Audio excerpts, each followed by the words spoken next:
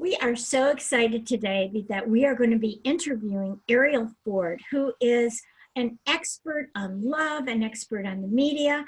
She has done so many wonderful things. We're going to ask her about her life and what she's done before she's written her 10 books. And she's going to talk to us today about this book that I read called Turn Your Mate into Your Soulmate, which all of us want to do. And we also air this show on the University of California radio station. And so there's a lot of people looking for love. And when they're looking for love, they want something that's going to last, that's going to be passionate, that's going to be really a true soulmate. So we're going to talk with Arielle about that. She's here with me. Actually, she's down in La Jolla and I'm up the coast, but we are so thrilled to be together. So thank you so much for joining us, Arielle. Tell us about how you got into all the exciting things that you've done, a little bit about your background and your career. Well, what's the short version? I spent most of my life working in publishing. I was a book publicist for most of my life, and I was very fortunate to be able to represent the authors of the books that I most like to read. So I spent years working with Deepak Chopra, Marianne Williamson, Wayne Dyer, Louise Hay, Neil Donald Walsh, Don Miguel Ruiz, Gary Zukav, almost everybody in the self-help space. Launched the Chicken Soup for the Soul books 20 years ago. And at that time, I was thinking, gosh, I'm 43 years old and I forgot to get married. So I put all my attention on manifesting a soulmate, which I did rather quickly. And my soulmate that I manifested exceeded all of my expectations. It was really phenomenal. And after I got married, something really crazy happened. I realized that I had zero partnership skills. What I was really good at, Maury, what I excelled at, was being the boss. And being the boss to an alpha male is not a good idea. I get it. I'm the boss, and I know. Yes. You know what you're saying. His name was Brian. Anyway, I decided to become a student of love. I wanted to find out, here I'd worked so hard to manifest a soulmate. How am I going to make this marriage last? Right. What is it that I don't know that I don't even know that I don't know? So that's what put me onto this journey, which eventually led to the writing of Turn Your Mate into Your Soulmate. Yes, it's great. And here it is. So let's talk about really what is a soulmate, and is really there any such thing as a soulmate? Yes, actually, great question. So I believe that a soulmate is first and foremost somebody you can completely be yourself with, right. Somebody with whom you share unconditional love, and when you look into their eyes, you have the experience of being home. So if you're single and you accept that definition, I have some very good news for you, because the truth is you already have many soulmates, people that fit that definition. It could be your parents, your kids, your siblings, your coworkers, even your cats and your dogs. And so if what you're yearning for is a romantic soulmate, then one of the fastest ways to make your heart magnetic to love is to have a daily practice of gratitude for the abundance of love and soulmates that you already have. Yes, yes. And I remember, because I was reading all the same people you were reading, and I really connect with that, all those wonderful spiritual people. But I remember after my divorce, I was married 18 years the first time. After my divorce, I decided, I was way too young when I got married, right out of college. And I didn't know myself, and he didn't know himself, and we weren't very evolved. But anyway, I read every book I possibly could on relationships before I, went into looking for my soulmate. And of course, I wrote out exactly what I wanted. And I made one mistake, is because I wanted someone who had experienced a lot of pain. And then I thought that person would really grow, because I had experienced so much pain.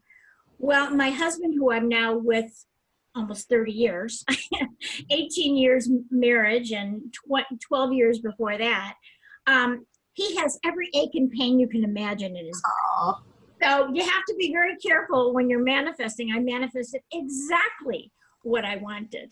But just that's the only caveat I would say for people listening, because really and truly, we have this expert here who has manifested, and she has really done everything that she walks her talk.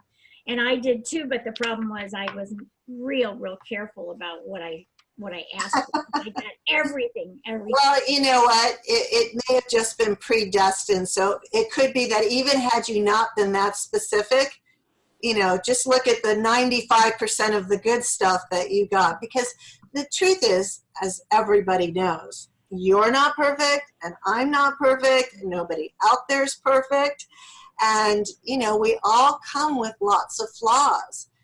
So what we want to do is manifest what I've now reduced to about 6 items: your 3 must-haves and your 3 deal breakers. And then I would leave the rest up to God. So let's talk about those 3 and 3. Yeah, so for me, when I was doing this, my number 1 must-have was that I wanted a man who was really generous. Not with his wallet. I was already making good money. I wanted somebody who was really generous with their love, Right. time, affection, attention, and appreciation, because that's what my soul was most calling for. Yeah. Another must-have for me was somebody who had English as a first language.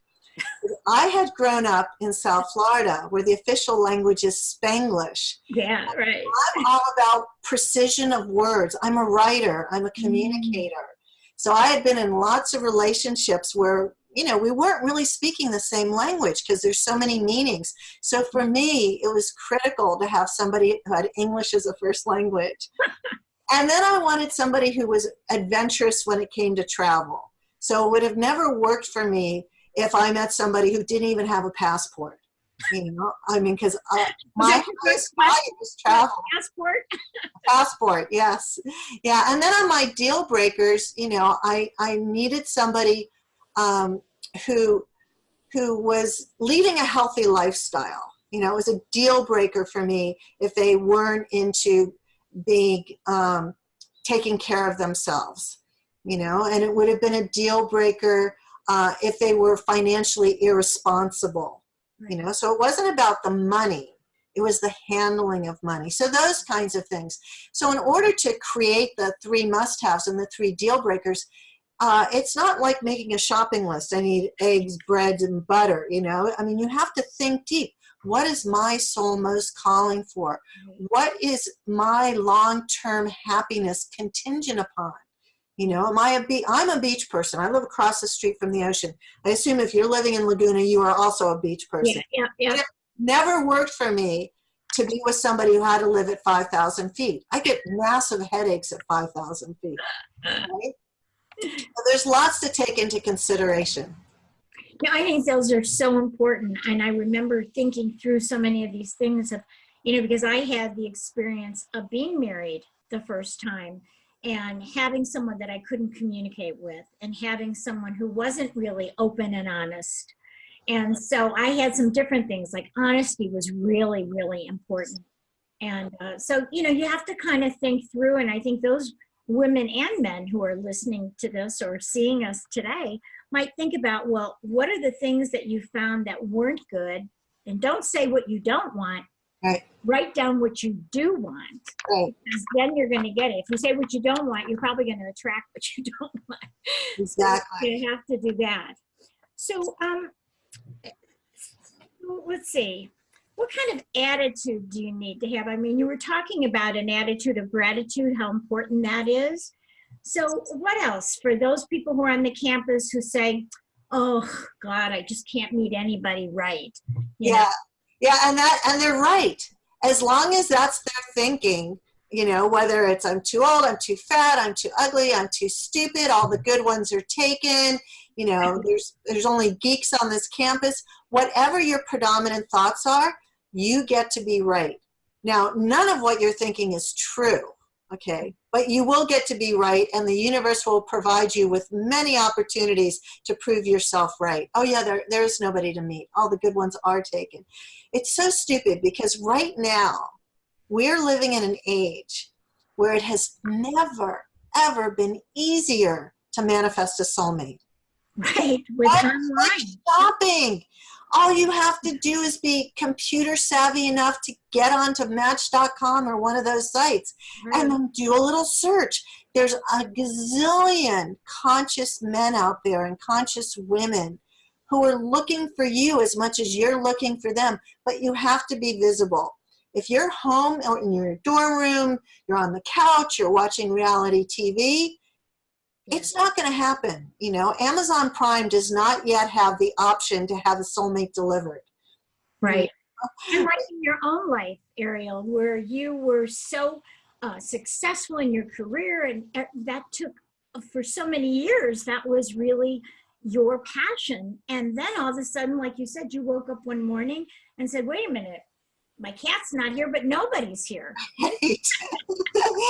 Right. And you know, that was one of my must-haves also. He had to be a cat lover. Yeah, yeah. Because imagine if I found somebody who matched the list but was allergic to cats. It would have been a That's what I was going to say. You could never be married to my husband. He's allergic to cats. His eyes swell.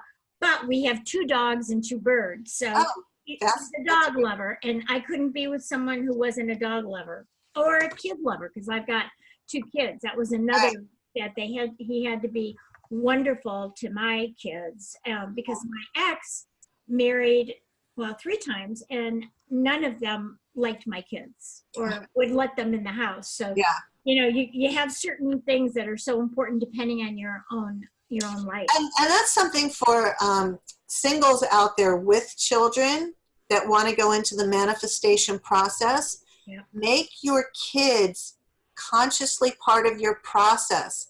No matter what age they are, sit down with them and say, you know, if I were going to bring a stepdaddy in, or if I was going to get you a stepmother, tell me 1 or 2 things you would like to have them do with you. What, you know, let's create this together. Like, what would your vision be of having a stepfather? And take that into consideration, and then help you make a vision board or a treasure map with images on it so that they're included in the process, because their energy will only add amplitude to your energy. And it'll make a much happier family as well. I have to laugh because my husband now, his 15-year-old son fixed us up. I actually went out with him first. So he's the one who fixed us up when I met him on Hawaii. And I know another woman who was a very young widow, and you know, really wanted to find somebody, but just didn't have the will to go online. So her kids did it for her, and they manifested their stepfather. Oh, how cute. Yeah, that's a wonderful way to do it. So, you know, I do a lot of divorce. I've been doing divorce mediation as an attorney now for 33 years, and I see all the things that go wrong, the blame, the guilt, the accusation, all those things. So people, you know, like you talk about in your book, when you first meet someone, there's that oxytocin and the dopamine and all those drugs that are being created and chemicals in your body, and you get all excited. But you also talk about what happens after that. And so talk a little bit about what you talk about this in your book, again, Turn Your Mate into Your Soulmate, about how to keep the love alive. It isn't quite the same as that. Well, it's actually better afterwards. So the state of being in love, which, as you mentioned, is really just a drug high. It's adrenaline and oxytocin and dopamine and all kinds of feel-good hormones. Right. And generally it lasts 6 months to 3 years if you're lucky.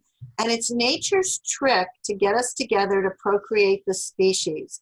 And I like to refer to it as the socially acceptable form of insanity. Okay, that's exactly what it is. Right. But what happens is, if you choose wisely, that love transmutes and goes into a deeper form of connection, so you can spend the rest of your life with them. And the hallmarks of a great marriage are really just 5 components. Chemistry, which is probably the least important of them, but chemistry, connection, compatibility, communication, which can be learned, and most people do need to learn it. Yes. And the most important one is a shared vision for the future. You know, we're on the same page. We both want kids. We both want to live at the beach. We both want to attend church on Sundays. Whatever those must spiritual be. Yeah. You know, and it could be, you know, that you know, your soulmate finds spirituality on the golf course and you have no interest, but you're happy to go with your friends to Agape Church to hear the choir sing. You know, you don't have to agree on everything, and probably shouldn't. But the most important basics of, you know, kids and where you're going to live and how you might spend holidays and vacations together, the things that are most meaningful, those need to get sorted out in the beginning. Because, you know, if you're somebody who, you know, your favorite thing in life is making the best holidays possible for the family, and you're with somebody who's got an eating disorder, doesn't eat, and is antisocial, that does not bode well for a happy life together. No, because you don't get your needs met. So let's talk a little bit. You talk in your book about the way men, you know, men and women talk, and you even have a testimonial from John Gray. And so this was something that you had to learn, and I know I had to learn it too. And it's pretty funny because when I'm in mediation, I have to translate female to male talk. But talk a little bit about the difference between male and female and how we talk to each other and how that really has an impact on our love and our compatibility. Well, I always like to say men are the easiest people in the world to get along with if you know how to speak their language. Mm-hmm. And their language is quite simple. You know, the way they're wired up is they're wired to win. They want to win. They want to be your hero. They want to be your champion. And how you talk to them is it's really important more than anything is that you talk to them with a great deal of respect. Right. So if you need to have a conversation, you say to them, I really need 10 minutes. When is a good time to talk to you? Right. And then you talk to them in a really nice, kind, sweet tone of voice. If you want to nag, bitch, moan, blame, shame, you're never going to get anywhere. Yeah. So one of the examples I like to give is, let's say that my husband and I went to a party last night, and we're with Mary and Joe. And my husband says something that just freaks me out. It's embarrassing. It's humiliating. I can't believe he said it. I now have a couple of options. I can rip him a new one right then and there, right? Which I don't do. Nope. I wait till it's late and we're in the car at midnight and we're tired and rip him a new one, which isn't good work, so I don't do it. Or I could go to bed angry, which is the right thing to do. Going to bed angry is often the right thing to do. Mm-hmm. When I wake up in the morning, I just really nicely say to him, hey, honey, I've got a little problem I need your help solving. Do you have 10 minutes sometime today to talk to me?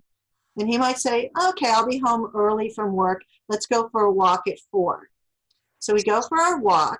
And I've done my own inner letting go of my anger work during the day, so I can be because you don't want to speak from anger, or you'll say the worst speak the best. Right. So I get myself to neutral. Right. We go for the walk, and I start by saying, I know how much you love me, and I know that you would never on purpose do or say anything to hurt me or humiliate me or embarrass me. Right. And last night, when you said XYZ to Mary and Joe, I really felt ABC. Yeah. Shut up. Not another word comes out of my mouth. And 9 times out of 10, the response is going to be, oh my God, I'm so sorry. I never meant to do it. What can I do to make whatever, right? Which is a lot different than, oh, you stupid jerk. I can't believe you didn't. And you go into this whole blame thing. It's one of these blame. You go into the spiral. And you always do it. And last week you do this, as opposed to being able to dissipate it. Because the truth is, nobody wakes up in the morning. Your husband never wakes up in the morning thinking, oh, what could I do to Mari today to really piss her off? Right. I mean, that doesn't happen. And yet we respond and react like that's the truth. And it's not. Right, right. You know, I've learned in my old age the three P's. When somebody says something to me, which could be my husband or could be anybody else, I, number one, pause, stop. When I feel that like anger rushing into my solar plexus, pause, and then I plug in to myself or God and say, okay, what are you feeling? What's this all about? And then I proceed. And that kind of takes me from my, fight or flee or freeze all the way up to my logical brain. And then I can say something. And you're right. And when you say I rather than you, if you say, you embarrass me, obviously that's going to just escalate. But if you say, like what you said, when you said that last night, I was really hurt. And I don't think you meant it, but let's make a pact that in the future, in front of other people, we only talk nice. I mean, I've learned that too. When we're around other people and we do a lot of stuff socially, I always just really applaud him. Like you said, our husbands want to be heroes, and they are to us. Yeah. Yeah. I like your three P's. Those are great. Yeah. And the more we see them as a hero, the more they're going to be a hero, right? Exactly. Yeah. And yeah, I love, and you have in the book, which I also really love, you have here, you have 16 steps to turn your mate into your soulmate. So I'm going to give you some and then you just talk about them. Okay. So here's one. Create your personal love intention statement. Oh, I love that. Yeah. It's like, we set goals and affirmations for ourselves. Well, what is your love statement as a couple?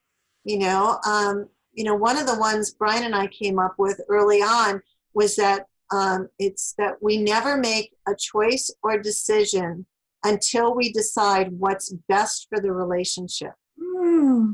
That's beautiful. Yeah. And it's not about what do I want or what does he want. What choice is most going to serve the relationship?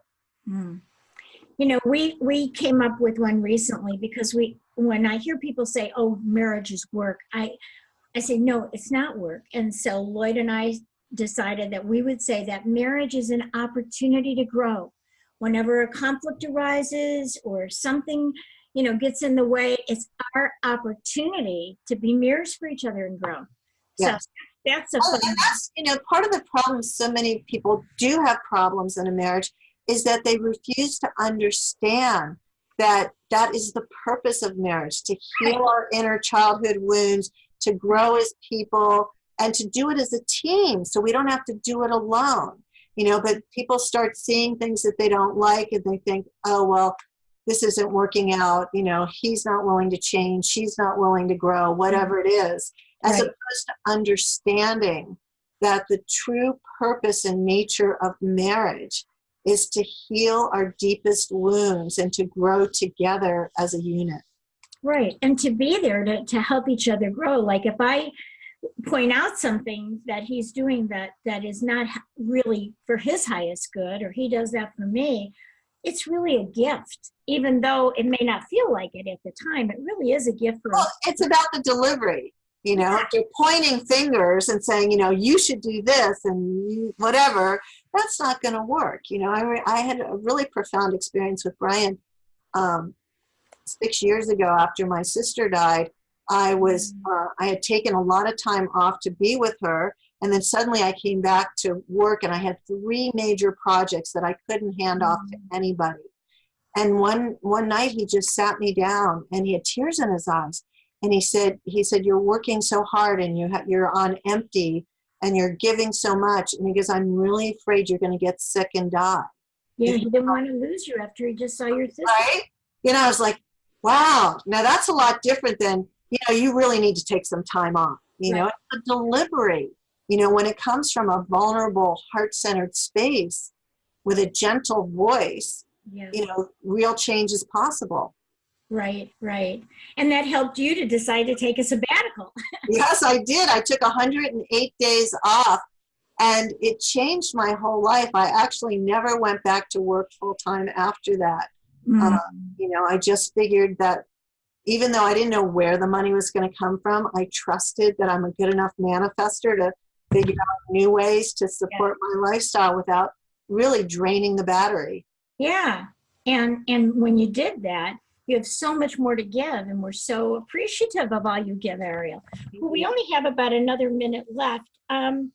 So let's see. I had so many questions for you, but let's talk about, some people, I have these YouTube videos up about divorce and, about spousal support and all this. And I keep getting these men and women say, I'm never getting married. Let's talk about some of the health benefits of marriage. Yeah, so there's been a lot of studies done on something that is now known as the marriage effect. Yeah. And what they have found is that happily married couples experience less physical pain, heal faster when they do get sick, and live longer, happier, more satisfying lives. And it only happens if you're legally married. If you're madly in love and living together, you do not get any of the benefits of the marriage effect. That's part one of it. Part two is really interesting. Happily married men live 7 years longer than divorced or single men. Interesting. So there's a good case for getting married. The ones who are saying, I'm not going to get married, that's because they just don't have any role models for what. And I say, if you need a role model, look at Barack and Michelle Obama, regardless of politics. Doesn't matter what your politics are. You're sweet together. And if you read her book, she'll talk about all the times it wasn't so easy and what they went through to work it out and transform. Because this is why God created, marriage counselors and coaches, because there's good help out there. And this is a great help. And we are out of time. Do you believe that, Arielle? We could talk for an hour. Oh, we can. And this is Turn Your Mate into Your Soulmate by Arielle Ford. It's a wonderful book. And, I agree with you 100% on marriage. And Lloyd and I keep working at it. I hate to use that word. We keep spending time in growing together. And I know that you do that with Brian as well. Yeah. And so thank you so much. And just give your website, and it's time to go. It's soulmatesecret.com. Well, thank you so much. Thank you.